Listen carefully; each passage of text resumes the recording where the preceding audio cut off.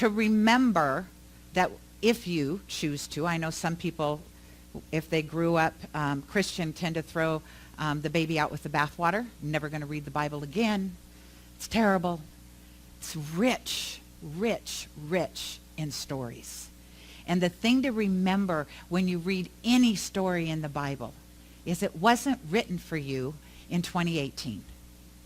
They were stories that were passed down verbally at first over 2,000 years ago. And so if you sit and look at them, then you can look at the stories metaphysically, like what were they trying to tell the people? And so with the Garden of Good and Evil, it's a remembrance of that heaven and hell exist right here. In this philosophy, we don't believe that there is some place that we are going to ascend to that is heaven, or some place that we are going to descend to, which is hell. What we realize is here on planet Earth, in this existence, in these bodies, we get to choose how to experience life, and that can be like heaven on earth, or it can be like hell, right? And we are of that making. We get to choose. And I know for a lot of us, it's sometimes difficult to take ownership of that step towards reconciliation. I want you to imagine, I want you to put yourself back for a moment, because we all have those stories, but put yourself back for a moment in Kim's family story. Imagine how, I'm going to say for me, so I'm projecting, for me to stand there as the woman in the story, wondering what was going to happen when my brother showed up. How was he going to react to me? I think I would have been in fear. Rightly or wrongly so, I probably would have been in fear, because what would have happened? My monkey mind, it would have had a field day with the stories I would be telling myself about the last time we were together and whatever he said or how he hurt me or whatever happened. That story would have been running through my body, because now it's part of my history, is it's not? It's in my cells. That story is there. And I get to choose how I treat that story. And she chose to rise above it, to absolutely elevate herself above the hurt that she felt, and step into that place of compassion to give space to her brother. And he had the courage, when she opened up her arms, to step into them. That took great courage also, did it not? And what I know, as Kim said, each one of us has a family story of good and evil. Or we have a lifetime of stories of living in the garden of good and evil. Every single one of us. Ernest Holmes, this whole year, we've been using this book, and it is for sale in the Life Abundant bookstore, Living the Science of Mind. And what I like about this book is you will find, different from the Science of Mind textbook, that this book is easy to read, because it's true Holmes writings. It hasn't been messed with, and so it's easy to read. And what has happened this year is every Sunday we have taken a chapter nationally and said, this is what we are going to talk on. Different from other religions, we aren't bound by what has been written. I don't have to sit here and read you the book. I don't have to expound on the notes that were given me. We can make the sermon, or the talk, if you will, our own. But I love how Spirit works, because I don't know, Kim might have known, Peter didn't know I believe what the talk title was today. And that was a perfect song, was it not? To follow Kim's story, to follow living in the garden of good and evil, to recognize that we're always at choice. So a book that I ordered, as you all know, I order books, and then it takes me months, sometimes years, for me to come back around and go, oh, I should read that now. Peter Selig, I don't know if any of you know him. Anybody? I did not. I don't know. You do? Yay. Oh, I do know. It's one of my prayer partners recommended this book. He channels He had a spiritual awakening in the 80s, and he has channeled all his books, and he did a trilogy. Now I'll show you how long I've had this book. So I look down, and there's 2 books sitting on my counter. And I'm saying to my husband, what happened to book 3? It says right on, it's a trilogy. Who would take book 3? Who came over to my house and borrowed book 3? Why would they start with book? I mean, I was going on with my little evil story. And then I thought, take a breath.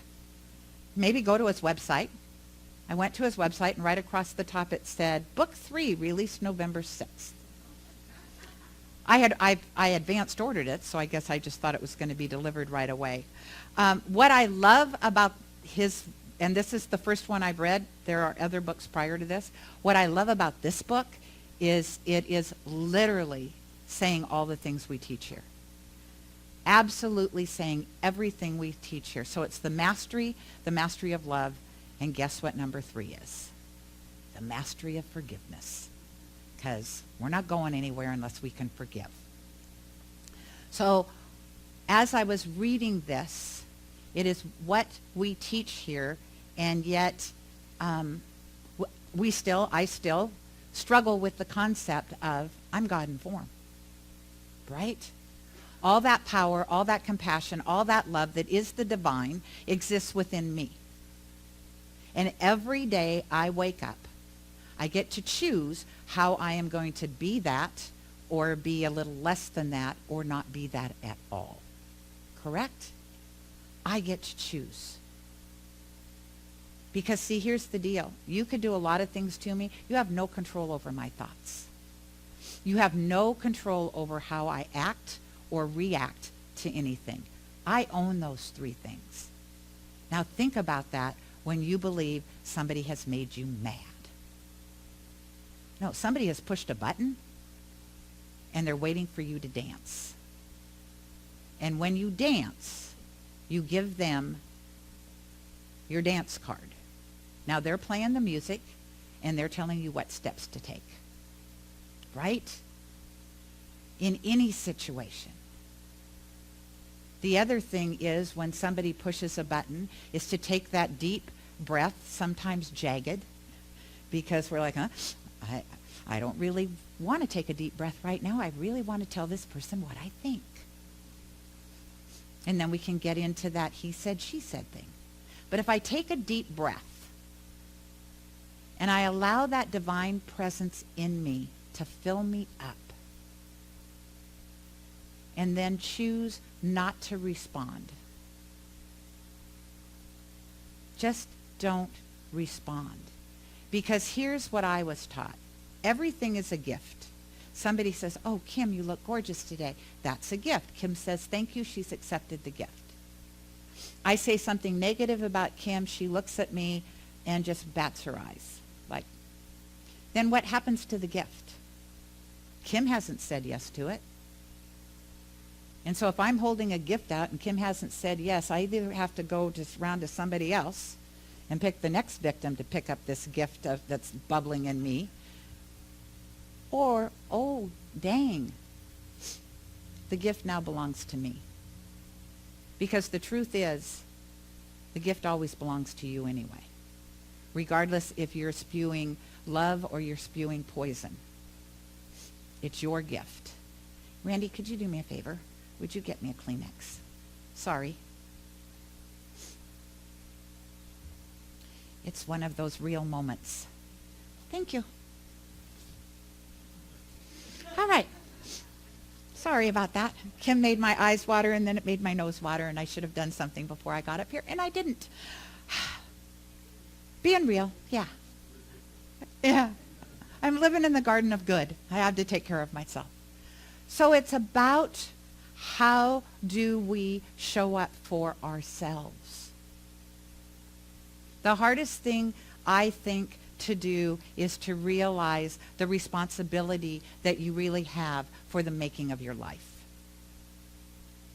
It is easy to claim the good of your life when everything is going on all 4 cylinders, isn't it? Life is good. I'm responsible for that. Yay, I did this, I did that. Life is good. I've had some periods in my life where life was not so good. When those things show up, I don't want to take responsibility. I want to blame somebody. I want to blame my boss. I want to blame my husband. I want to blame the government. I want to blame the banks. I want to blame everything around me, but it can't be me. I cannot be responsible for this. And yet if you sit and really think, regardless of how huge it is, if you think about just your role, what part are you playing in anything that allows it to happen in your field, right? What are you doing to call that into your life? So it's really interesting. I have a family story that so far hasn't turned out as well as Kim's family story. And yet I think that I have done my part, and now I wait. And so I have a sister. I had a sister and a brother. My brother died in 2017, and so now it's just my sister and I. Our parents are gone. It's just the two of us. As far as immediate family, I have 25 cousins and 75 second cousins, so it's not like I'm alone in the world. And yet, she and I are the only two that are left that are from the same parents, and we have always had an opportunity to grow relationship. And I think it's for both of us, an opportunity for both of us to grow. We have both done things that have been unkind to each other. We have both done things that we have deemed unforgivable to each other. And so we had just hit a place again, this is not our first rodeo, where we were starting to build a relationship. And then through the technology of today's world and Ancestry.com, I found something out about my sister I did not know. And you can't know something and then unknow it. And so I decided, with what I knew, that I was going to have a relationship with this young lady that turns out to be my niece. That I had no idea until 3 months ago, doesn't matter, months ago, I had no idea she even existed. And I went through a lot of emotions about that.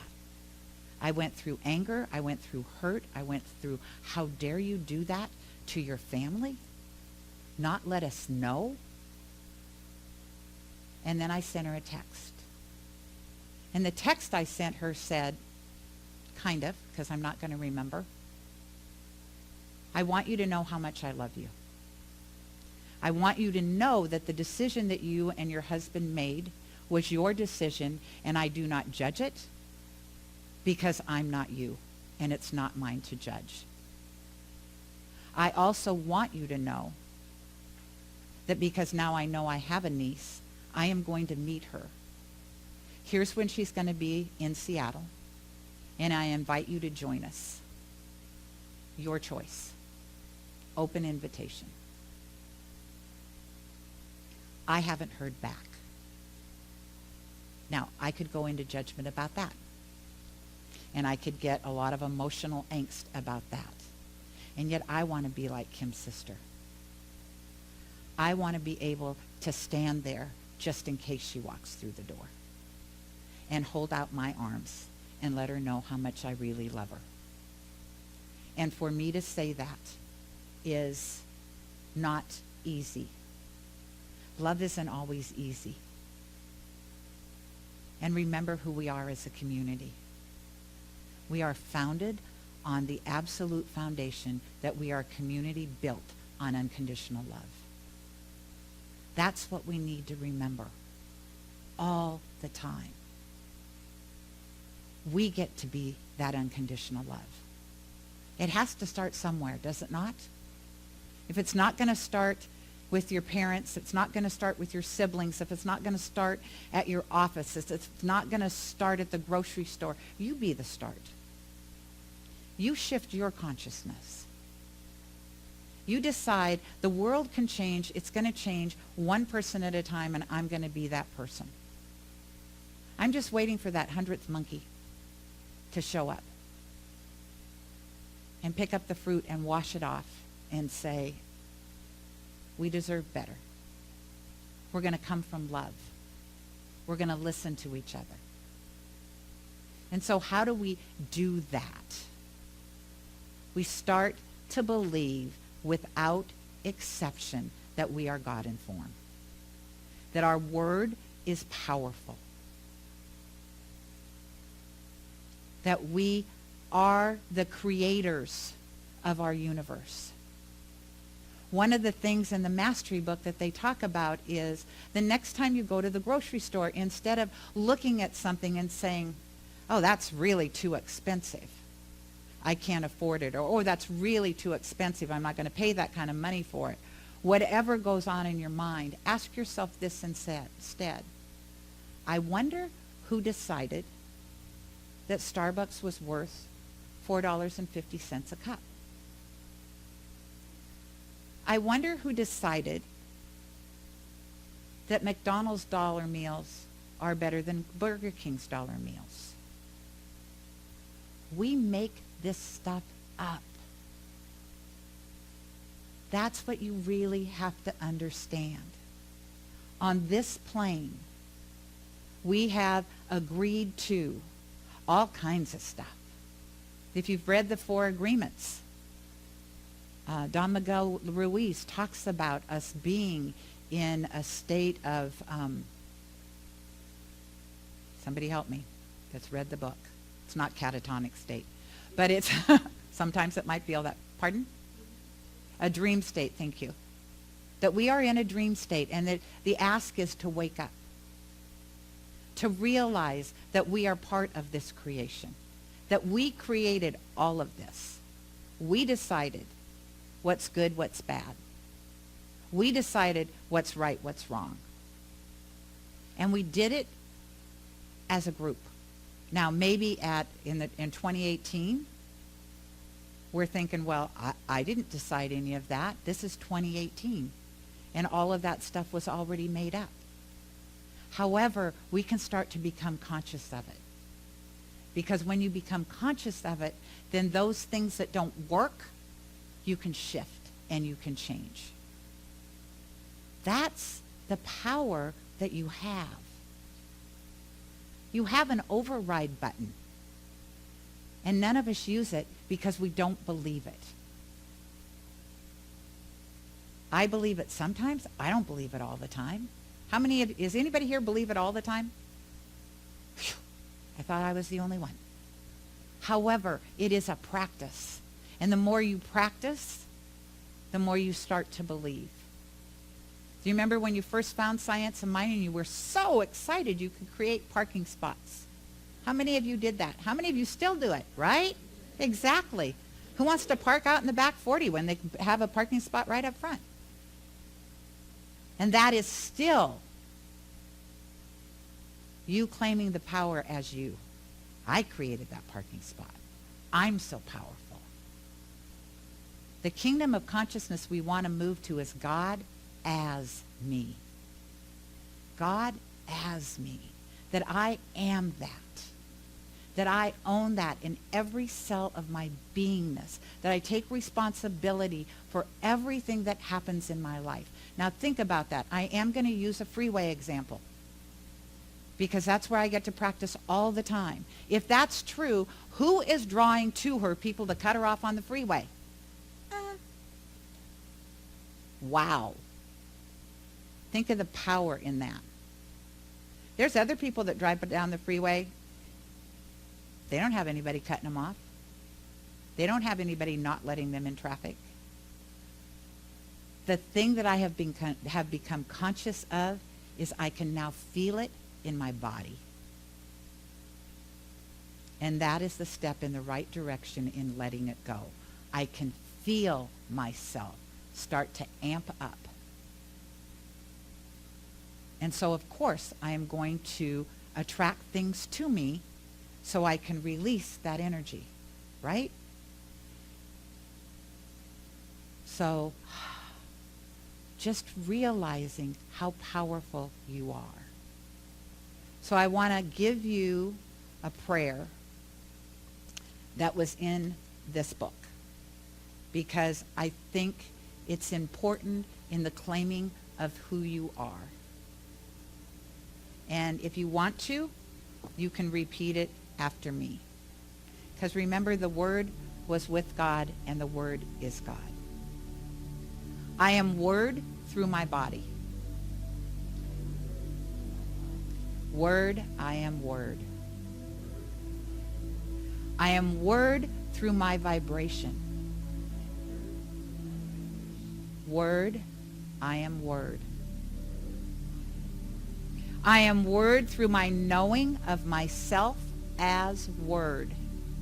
I am Word through my knowingness, self as Word.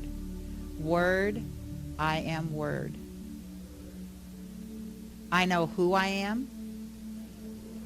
I know what I am. I know how I serve. I am here.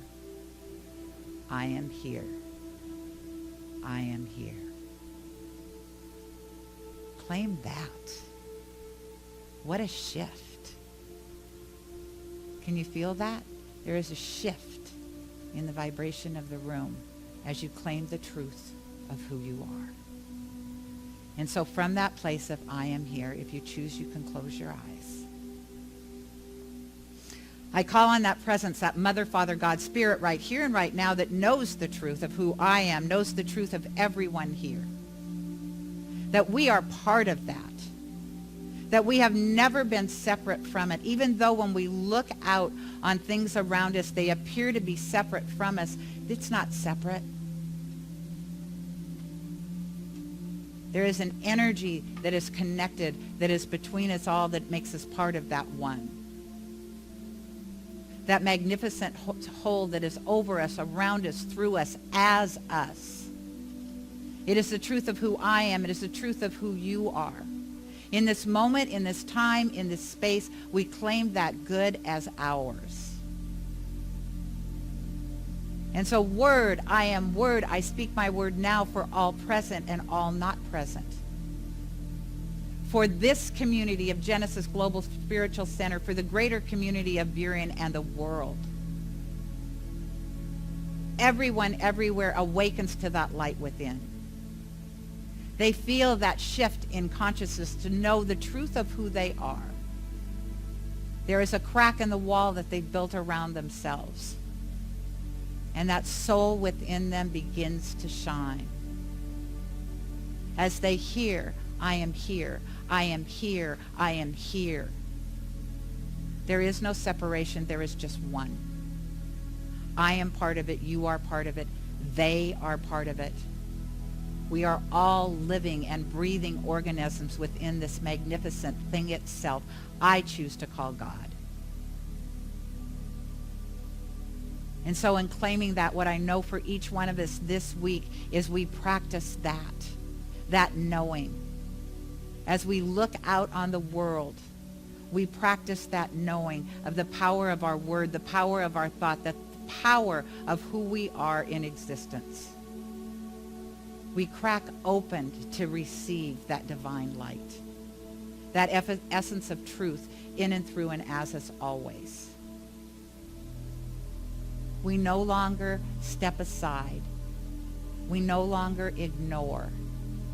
We step fully into the power and the presence of God and say, yes, I am here. I am here. I am here. I give great thanks for this, for I know as it is spoken, it is done. The word is heard in the divine essence, in that mind of God that is everywhere and nowhere all at the same time. And in its wisdom, all it knows to do is say yes. Thank you for showing up. Yes. Thank you for hearing the call. Yes. Thank you for showing and shining your bright light. Yes, yes, yes. I turn it over, I let it go, I let it be, and together we say, and so it is. Namaste.